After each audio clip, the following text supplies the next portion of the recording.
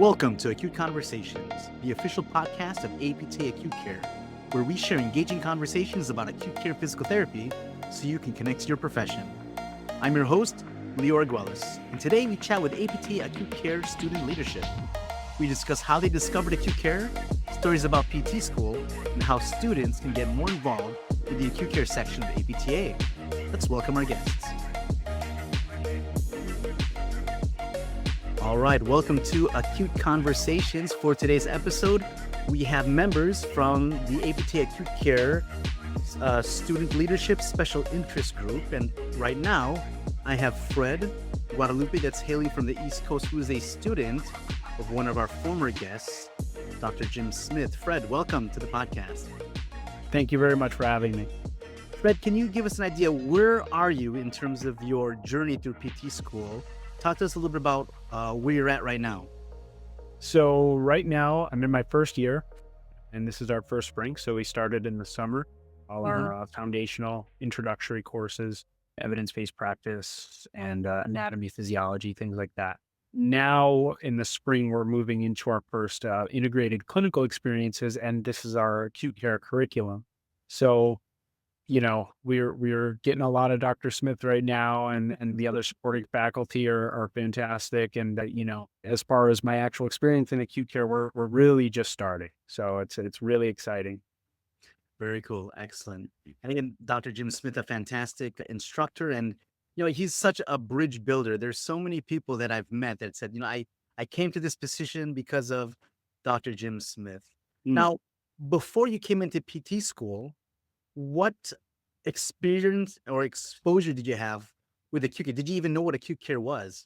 No, I can honestly say I had no idea I was aware of physical therapy in hospitals, but I wasn't aware of the breadth of what physical therapists do in that setting. If anything, I figured they were just, sort of an extension of like the orthopedic things that you get in outpatient, to sort of bridge the gap from surgery to outpatient. Right. So, it's really eye-opening. And I think one of the things that sort of amazes me about physical therapy is just like how much physical therapists actually can do for people in those settings. Cool. Now let's also take another step back, Fred. A little bit of your origin story. How did you even start to consider PT school?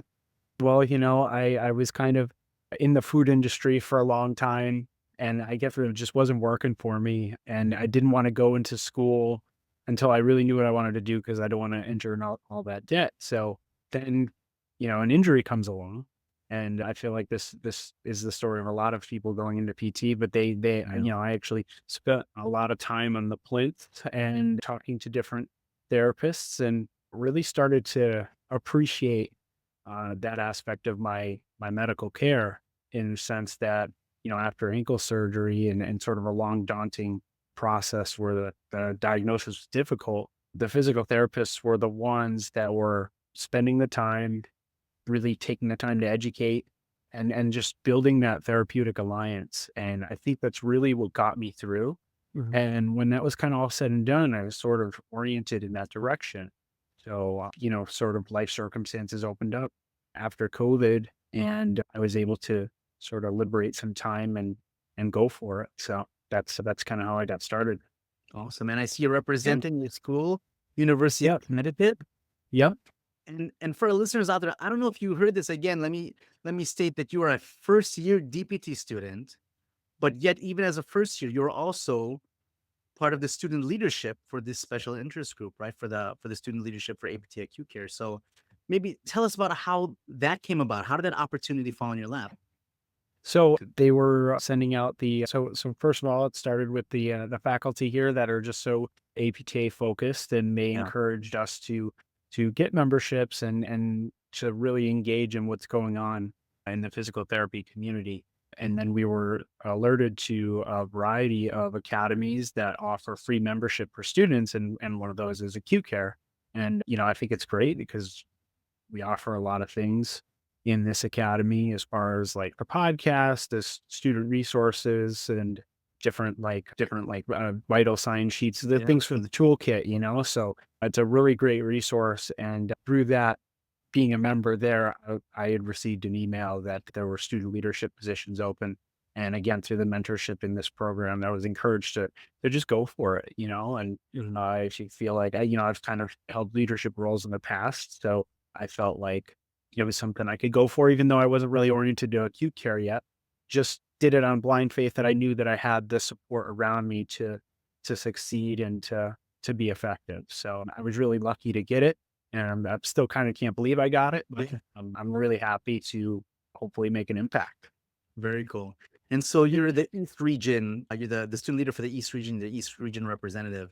And just hearing your story, it just makes me think that there's so many things that came together that kind of helped make this possible. First, you mentioned that it's a free membership as a student, correct? So you had faculty that are endorsing kind of what we have through APTA Acute Care and making sure that the students know. I feel a big part of it is just knowing what's out there. So for you educators that are out there, for those of you that don't know, letting people know about the podcast, letting people know that check out the APTA website. What are some of the different resources? You said like the vital signs resource, right? And there's other free resources that we have, or at least resources as a student that are going to be free to you, or as a member that you're part of. So I think that's fantastic. And what I think is great is that even as a first year student, there are a lot of students that even while they're in their acute care rotations, or maybe even new grads are like, no, I'm not ready. Here you are.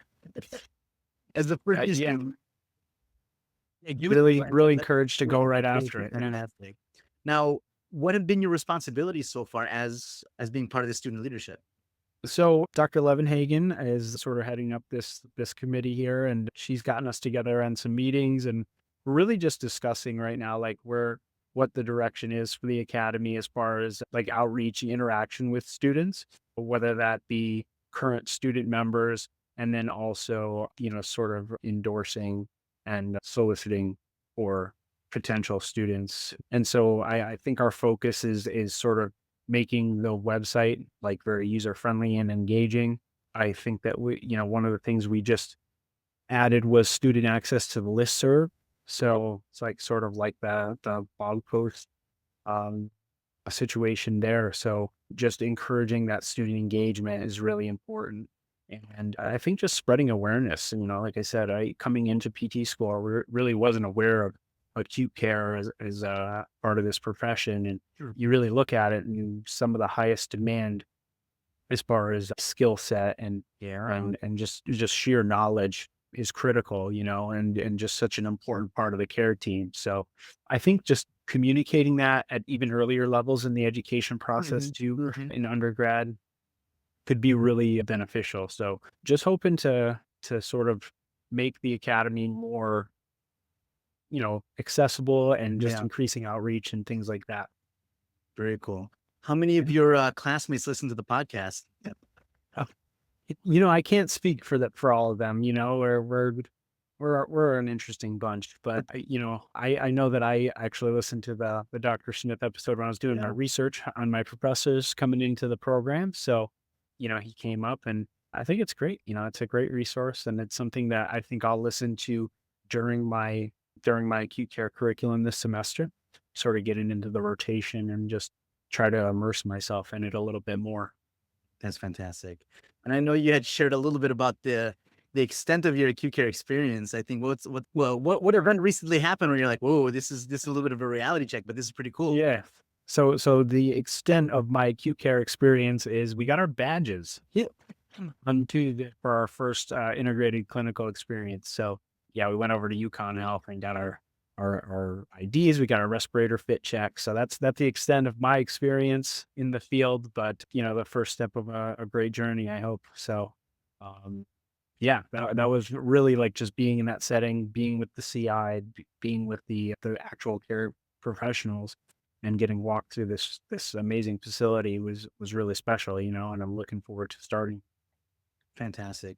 With your short tenure so far, just as a student, what are some kind of key pearls of advice that you've learned, A, from Dr. Smith, or even B, from Dr. Levenhagen? Have they shared any for you as a student, whether it's acute care specific or just PT in general? I think as far as PT, I think it's important to remember that we treat people, not conditions. We're we're going into a field, we're meeting people on their worst day a Yeah. lot of the time. And so I think the theme that's been communicated to me throughout my curriculum, throughout my various endeavors with the APTA and the Acute Care Academy has just been like compassion, and just understanding that we're all people, and we're just trying to make things better and just improve people's lives. So, not losing sight of that. Don't, try not to get jaded. It's very easy. And just to take things a little at a time, make things manageable on yourselves. And that compassion is also something you need to extend to yourself too. So that's, yeah. Yeah, because there's so many, especially students, because again, working with when I work with my students, how many students they have a bad clinical experience, or maybe they had a bad integrated experience, and they think like, oh my gosh, this is really bad. It's like, yes, there's some truth that there's room for improvement, but you got to start somewhere, right? Absolutely. And it's kind of like, well, what did we learn from that? That was a tough experience. What did we learn moving forward? Okay, so what am I going to modulate, or what am I going to change for the next time? And so next time it happens, like, I'm a little bit better prepared for these situations. I Right. mean, I really like that whole concept of when you're working with a patient, extending that sense of empathy. And yeah, some of these patients, I think the work that we do as physical therapists, we almost kind of bring out their weaknesses, right? These deficits. That's part of our exam. And for Right. patients that a week ago were able to walk, we're kind of providing them opportunity, and they've lose this level of function. It's Right. really disheartening, and if we don't have that personal connection with the patient, that's a tough experience to go through, because we make those, we put the front and center sometimes, some of these deficits. But if we have no other relationship with the patient, all they see are their deficits. And what I think is great though is that we as PTs can also show, okay, this is, these muscles are weak, but let's see what you can do. What, and from Right. Right. what an abilities perspective is like, okay, you've got some arms, good arm strength. We're going to use these arms to help us move around, which is great. Yeah, that's really well said, and it's a beautiful point that you make. It's critical that we be compassionate because we are literally we're trying to evoke and get to the heart of that weakness and that deficit. So it can be a really humbling experience as a patient, and a lot of people aren't gonna deal with that the same way. So being able to manage that and those personalities becomes really critical to Absolutely. helping those people. Now you said that your experience with PT originally was as a client or a patient. Yeah. Was that in Mhm. an outpatient setting? It was. Yeah, I had an ankle arthroscopy that was subsequent to a long process. It was about 4 years, and I actually had, like, an extra like, a bone fragment, osteogonum, that had broken off of I think the calcaneus, and it was kinda floating around in there wreaking havoc, and I went to a podiatrist, a foot and ankle specialist, general orthopedist, several different times on each, and a lot of people didn't find it. Once they did, they took it out. But PT each step of the way, to manage the pain and try to regain function. And it really kept me going, because there were days where it was grim, and you're trying to work and you're trying to, live your life, and it's sort of robbing you of the things that you get to do for Mhm. fun. And, PT got me to a place I never thought I would be. Right. And so, I kind of said to myself, man, I would really love to give that back to someone. It Mhm. feels like I got my light back, you know, Right. and that was just from a ankle issue, there are so many other things out there that are far more devastating. Yeah. Yeah. But it's all patient context and people are individuals. So just going in there with that compassion was really eye opening to me. Those therapists were impressive, That's fantastic. Yeah. Fred, I wanted to ask you, what advice do you have to DPT students that are starting to, like they're starting their programs, and they might have some interest in whether it's acute care or maybe some other sections, they are interested in being a little bit more involved. What's some advice that you can get them to become more involved and to kind of utilize some of these resources that are out there? Well, first of all, I think being a member of the APTA is very beneficial, and I think that you get that reduced rate on the membership. It really goes to a good cause if you really like look at what they're doing for the profession and how Mm. far it's come in really the last few years. And, it's exciting where it's going too. So Yeah, absolutely. the advocacy is really important, but also just making connections. Grad school is a little different than undergrad in that, a lot of the professors, if they're doing it right, they're training you to be their peers. So a lot of times they will treat you as such. And so I think that goes reciprocal. And so just building connections and really making friends and networking, is Yeah. really important. So just remember your professors are people too. And, it really helps that social aspect and really helps in learning how to talk to all kinds of different people, because you're going to see all kinds of different people when you practice eventually. So I think just learning how to engage with people, including people that you may not feel naturally comfortable engaging with, Mhm, is mhm. really important. And then that's a clinical skill, right? You're not going to be Yeah. comfortable with your different types of patients, different types of managers, different types of coworkers. Yeah, it's definitely a skill that needs to be developed.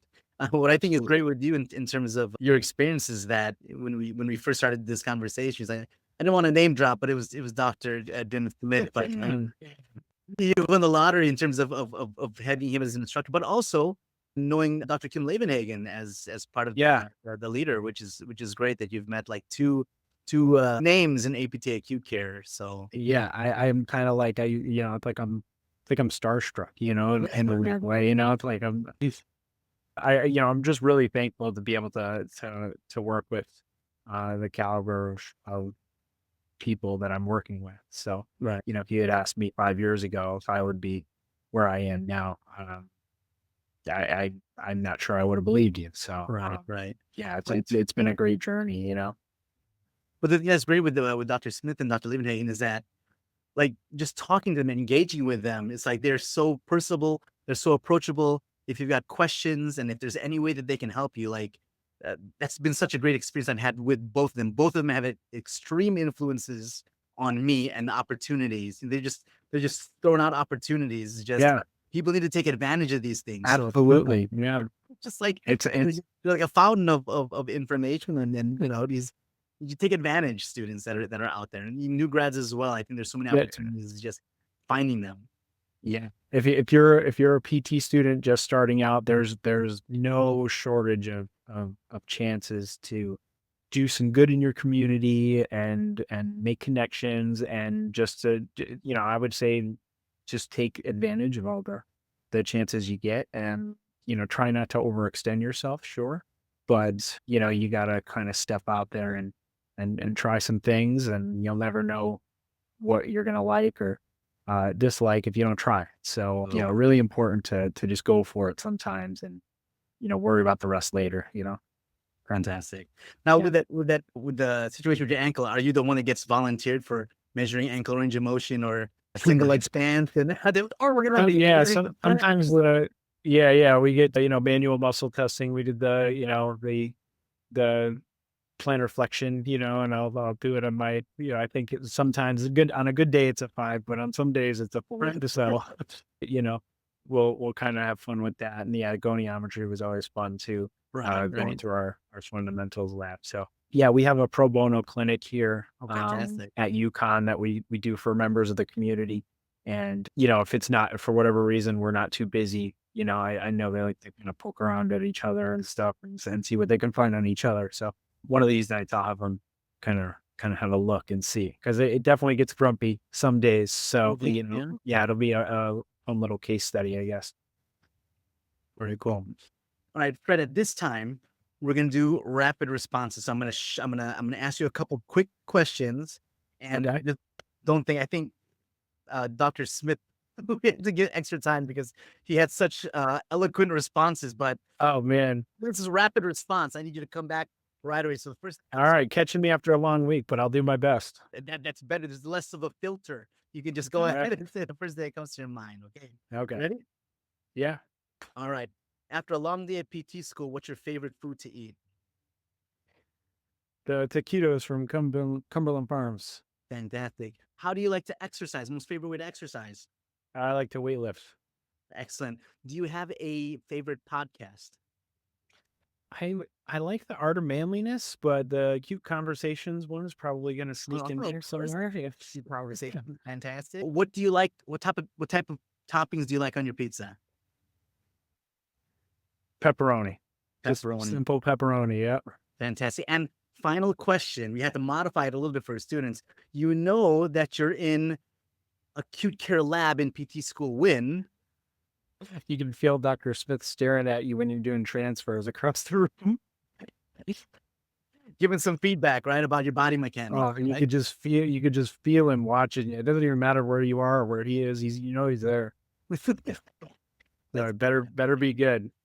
Excellent. Brent, you have any shout outs maybe to some of the people over at UConn? Anybody you wanna call out and say hello on the podcast? I'm very thankful for all the help that Dr. Capetta has provided. She's our fearless leader over here. She's the interim program director, and she's a huge influence on the APTA and just a wonderful human being. And I don't know where I'd be without her. And all the faculty here really are excellent.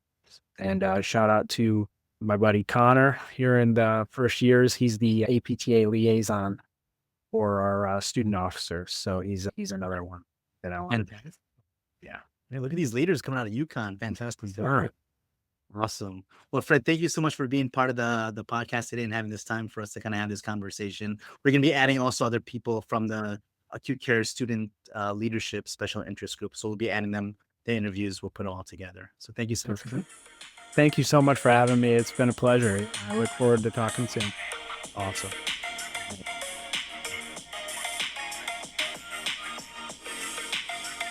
All right. Jama Bradfield, welcome to the Acute Conversations podcast. As I understand, you're actually in a clinical right now and you're fitting us into your schedule. So thank you so much for being here. What type of clinical are you at right now? I'm currently on an outpatient clinical. My CI actually focuses on lymphedema. That's her specialty. So I see probably about 50% lymphedema, and then the rest is going to be your general standard outpatient patients. So Fantastic. And again, as I'm introducing you, you are part of student leadership, right? You're from the PTA program over in Muncie, Indiana, correct? Ivy Tech. yes. So tell me, what's your origin story? How did you come up to this opportunity for being part of student leadership?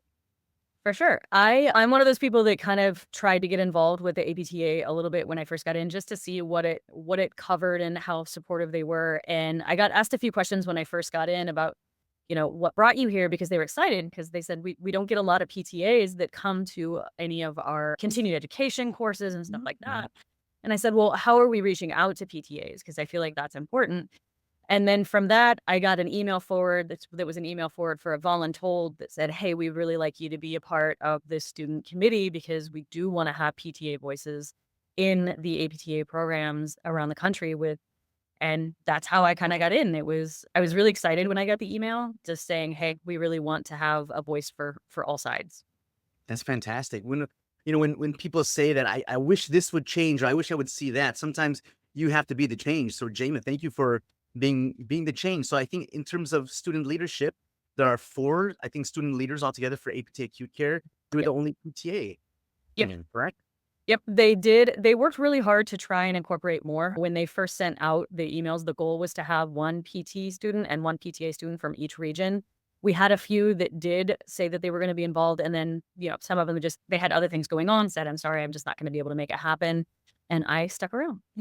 Awesome. Well, hopefully as this message gets out, there's more and more emerging PTA leaders that can be involved. So before we go into kind of like you being a student leader, how did you go about getting into PTA school? What did you know about physical therapy?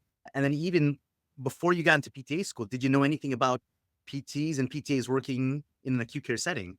Yeah, absolutely. So I actually have a previous degree in political science and realized that I don't like politics and I don't like politicians. So I went into the film industry.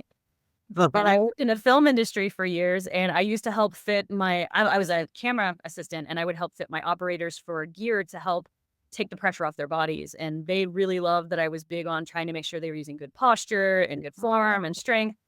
And then my father-in-law was diagnosed with Parkinson's dementia, so we came home to help take care of him. And he had in-home care for a little bit before he was in hospice care. And there was a Mhm. PT that would come in and work with him. And he was a great guy and worked with me a bit to try and do some of I was a caregiver. I wasn't My mother-in-law was the primary caregiver, but I did Mhm. help with a lot of his PT and speech therapy and stuff like that. And he taught me some really neat things and just said, I think you'd be really good at this. And because we decided to stay to help take care of family, traveling for film industry wasn't really in the books anymore. So Wow. I said, yeah, why not? This seems like a great idea. So I got a hold of Mark Weiss, who heads the program at Muncie, because I Googled around, found out that they have the highest success rate for passing the boards and stuff, and said, "Hey, what do I gotta do to get into your program? What Mhm. did? What do you think?" And he said, "I want you to go do some observations, make sure you really like it." Cool. And then he sent me all this information, and I jumped on board, and I'm very happy I did. So in terms of your program, how long is your program altogether? 2 years altogether. So after you get all your prereqs in. So with any associates, you've gotta make sure you hit those prereqs. So a lot of the stuff that I had for my bachelor's degree did transfer over. It was funny though, because I have a degree in sociology, but they still made me take sociology again. I never actually took sociology 101. Wow. Oh, so that was funny. But other than that, in the end, I'll have been in school for 3 years with this one just because I was doing part-time with those first 2 semesters because I was still helping take care of family. So I see, I see. And so now you're out doing clinical. So you're about how far with this outpatient clinical? this is the end of my 4th week, so I'm over halfway through with my first clinical, at the outpatient setting, and then I have the next one is in acute care at a hospital, up in Muncie at IU Ball, and I will be there for 7 weeks as well. Excellent, excellent. So how does it that you were in PTA school or you are in PTA school and then now you've had this opportunity specifically for APT acute care leadership? How did you find out about the acute care section?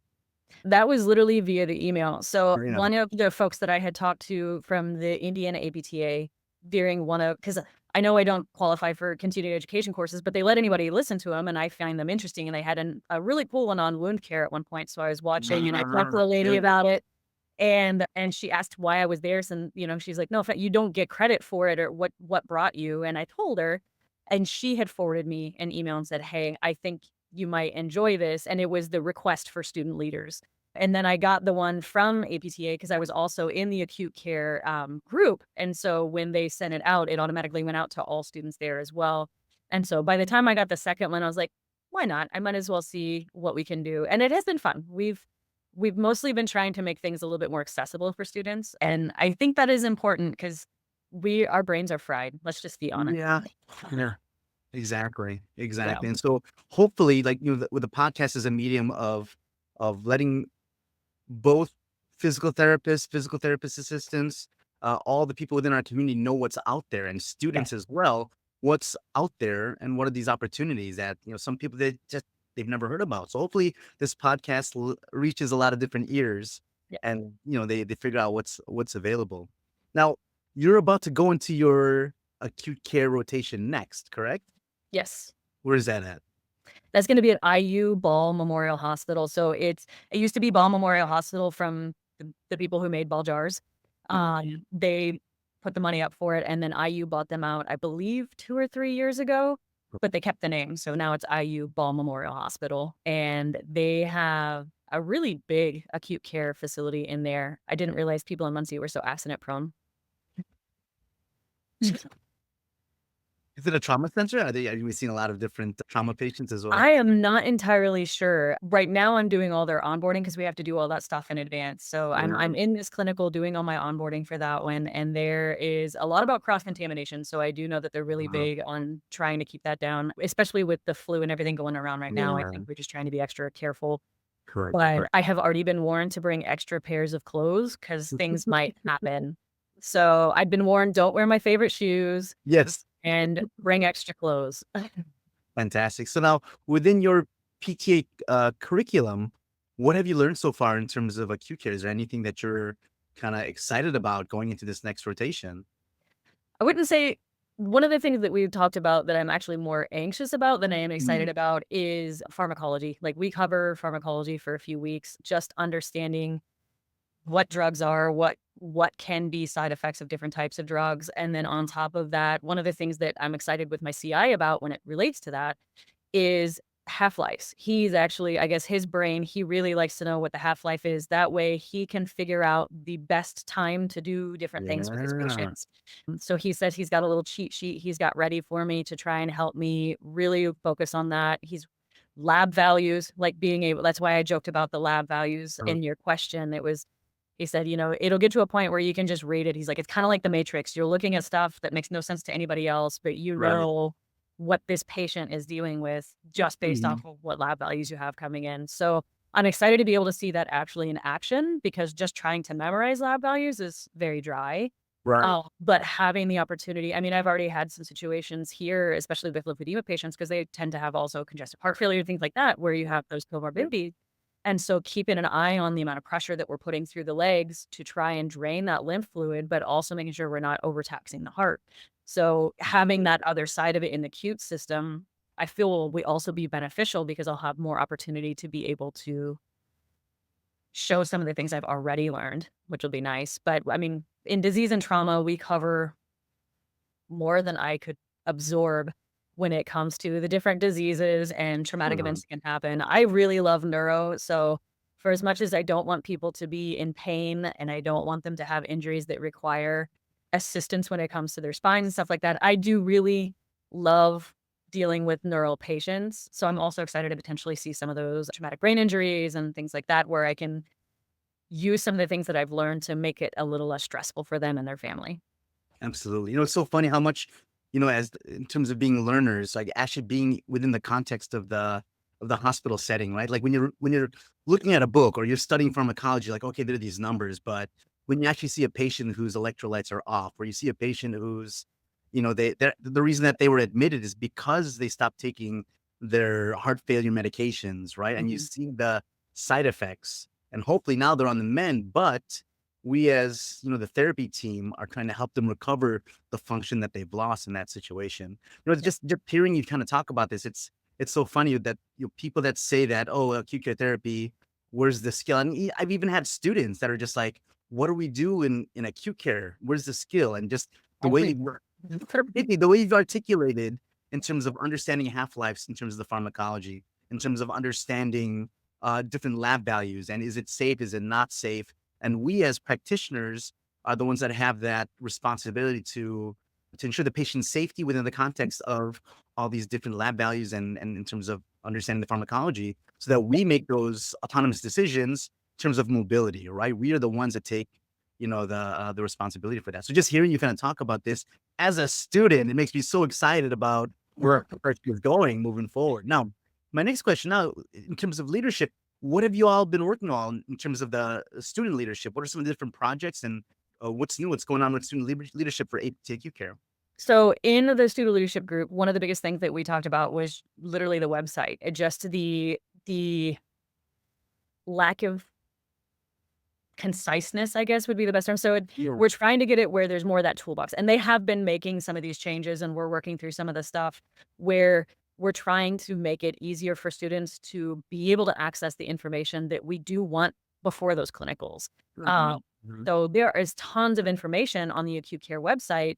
Problematically, sometimes it's hard to sift through it and find the things that are really, really beneficial, like lab values. There's a whole sheet, I think it's like 17 pages long, of just dissecting lab values, and it's absolutely amazing, but it took me days to figure out where to find it. So we're trying to create this toolbox setting there where we can take things that are going to be beneficial for students to have at all times and have them more accessible. One of the things that they're going to be, actually, this might be a time to ask, you're probably going to have to cut this part out, with CSM, we're actually trying to put together a review and get some conversation going with students about the things that they also feel would be important to have. Well, that's great.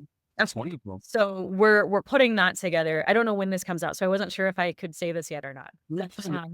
We're going to poll people and say, hey, what is it that you think would be helpful? But part of what we initially talked about was when it comes to CVs, a lot of students really aren't quite sure some clinical, like we have students on these clinicals that I've helped to write CVs for a clinical rotation. Their clinical site required them to have a CV ready in Yep. advance. They've Yep. never, I mean, you're talking kids fresh out of high school, don't know how to write a resume, let alone understand the concept of a full CV. Yeah. So The we've already the been, difference between a resume and a CV. I just went over that yeah, with my class today and going out to clinicals pretty soon this summer, just understanding the difference between the two of them. So that's fantastic that you're helping yeah. them So with your work experience. Like you've got experience, right? yes, yes. Perfect for these students. It's fantastic. Yeah, so we're working on putting together a Google Drive access point where we can actually have templates to help people figure out, hey, here are the things that would be helpful for you when you're writing your CV. The other thing that we're trying to get in is when we do our presentations at CSM is to actually have almost like an interview practice available for students so that they can actually start practicing an interview scenario with leaders within the acute care to really get a feel for what are they looking for, where am I, where do I need to grow? But giving students the opportunity to really do that. And that's part of what we're trying to do with that student committee Yeah. is focus on how can we make it more successful for our students coming out of school to get into the workplace and feel confident. Right, right. Because just hearing you say about, just talking about what you're going to have to talk to a person face Mhm. to face that's going to be asking you questions to see if you actually qualify or you have, the to be able to be a good fit for this institution. They're going to ask you some difficult questions and you're going Oh to have to yeah, handle that. And how do you manage that under the pressure of someone asking you these questions? But if you really want to be able to do the clinical at this place or you really want this job, you're going to have to figure out how to make yourself stand out and shine in those situations. exactly. Well, Well, and it's like the confident captain. I mean, we all say fake it till you make it, but even with a confident captain, you have to a degree because if you can't emit an air of, confidence in yourself, mm, that's going to be perceived. So just even if it's the matter of teaching people how to present themselves a little bit more comfortably during an interview, uh, that is key because you could be the smartest person in the world, but if you have social anxieties of any sorts, that's going to be hard for you. yes, yes, and providing opportunities to start practicing. Let me just dip my toe in the water and give yourself some grace that, wow, Yeah. that was horrible. I did so bad, but we have people there that are going to be giving feedback, right? And it's great that, you kind of do a test drive first and then, okay, let me kind of mold this and fix this and emphasize this, don't emphasize that so much. That's a fantastic Yeah. opportunity that you're providing for the students. And so regarding CSM, I think there's a meeting, right, with student leadership. Yes. So I will not be there for that because we don't have a break during our clinicals. So I will be Right. on clinical rotation during it. I believe we've got two or potentially three folks that are going to be able to make it for that. But Mhm. they're going to be putting together a nice little setup to get students involved and try and figure out how to better support students in the APTA in general, not just in acute care, but more specifically in acute care because that's what we're here for. Right. Well, maybe we can start off with the Q care and then everyone can follow along with us because of the fantastic template that we put out moving forward. That'd be great. All right. Jimmy, thank you so much for giving us some insight. And you did mention you're talking about pharmacology. I actually had a colleague that reached out to me and say, does APTA Acute Care have any type of document regarding pharmacology? We don't have an initial Yeah. document right now, but it is something that's the talk within the practice committee Yep. about possibly putting something together. We do refer a little bit to pharmacology within I think the vital signs document that we have on APTA Acute Mm. Care, as well as I think our lab values Yeah. competency or just our lab values document. There's some information regarding pharmacology, but to have one specifically for pharmacology, it's in the works. That's the practice committee. We're working on it. Now, at this time, it's time for rapid responses. So Okay. you understand how the game is played, where it's just gonna probably be only a minute. I'll ask you a couple rapid fire questions, and you say the first thing that comes to mind. Okay. Sound like a plan? Deal. All right, let's do it. First question. What's your most favorite way to exercise? Ooh, in the pool. In the pool. Any podcast recommendations Any podcast recommendations? other than acute care, acute conversations, of course. Oh, see, I didn't think about that one. Podcast recommendations. Honestly, research based. Like if there are, because like with PTA school, we don't have research based stuff really that we can be involved in. But I know with PTA programs, they do. So if there is research going on within the PTA community or within the PT community that's research based, hearing some of what they are doing would be awesome and how that affects acute care. Fantastic. Is pineapple allowed to be on pizza? Yes or no? Absolutely, with pepperoni and jalapenos. Fantastic. Is a hot dog considered a sandwich? Ooh. Ooh, you're in Toronto, so I feel like I have to say that, but only if it has mustard and onions and pepperoncinis and stuff with it, right? Little celery salt. The throwback to Chicago. I have to give credit to my student, Chase Arnold from the University of Illinois, Chicago in our DPT program. That's the first time I heard that question was from Chase. Fantastic. And our final question. We've tailored it a little bit for our PTA students and our student leadership. You know that you're getting ready for an acute care rotation when You have to pack multiple pairs of clothes for one day. That would be my first one. And then also you can speak in half-lives and lab values. Absolutely, because you need to know those things because you've studied so much that in preparation for your acute care rotation. That's fantastic. Jama, do you have any social media or ways for people to contact you? If there are PT students and PTA students that are out there that have questions, they want to be involved in leadership, how's the best way for them to contact you? I mean, they can reach me on Instagram. I'm not on social media a ton, but at Jama Shea is my handle on Instagram. You'll notice that I don't put a ton on there, but I do look at it. I have friends that will chat with me because I used to live in Germany, so some friends from overseas will chat with me through Instagram some. So that would probably be the best way. Fantastic. We'll put that in the show notes. Very cool. Well, Jim, thank you again. First of all, thank you for your service and being part of PTA Acute Care leadership. And thank you for being here for the podcast today. Absolutely. I appreciate the opportunity. Awesome. We would like to thank Fred and Jama for joining us on the podcast. Acute Conversations is the official podcast of APTA Acute Care. It is hosted by Arguelles, executive produced by Katie Brito and Edward Mathis, music by Alexia Action from Pixabay. For more information about APTA Acute Care, be sure to check out our show notes for links and resources from the Academy. As a reminder, the Acute Conversations team is currently accepting applications to join our team as a co-host or an assistant producer. Application deadline is March 1st. See a link in our show notes. If you found value from our podcast, please be sure to subscribe, follow, and share with your friends and colleagues. Join us in 2 weeks for our post-CSM wrap episode. Thank you for listening, and may your shoes and scrubs stay clean today.